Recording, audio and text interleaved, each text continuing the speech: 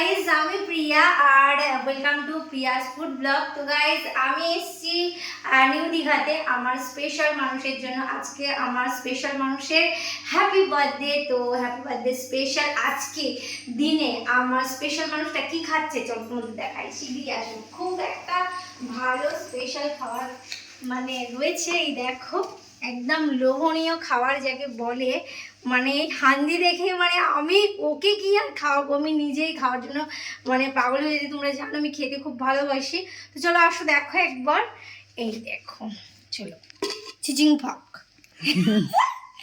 এই দেখো, এটা হচ্ছে হান্ডি চিকেন।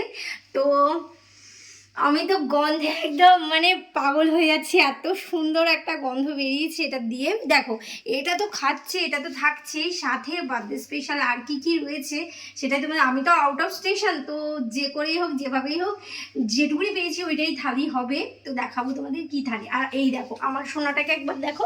এই দেখো, এটা হচ্ছে আমার কিউটি সোনা টাইগার। একবার মুখটা দেখাও, ওর নাম কিন্তু টাইগার, ঠিক আছে?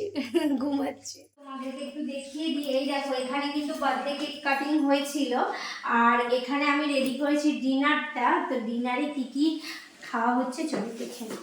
তো ওনার জন্য রেডি করেছি দেখো মাটন বিরিয়ানি, ঠিক আছে, সাথে আছে মিক্সড ফ্রাইড রাইস, এখানে আছে হান্ডি চিকেন যেটা তোমাদেরকে দেখালাম, আর এখানে আছে তন্দুরি, ঠিক আছে, চিকেন তন্দুরি। তো এই খাবারগুলো কিন্তু ওনার জন্যে।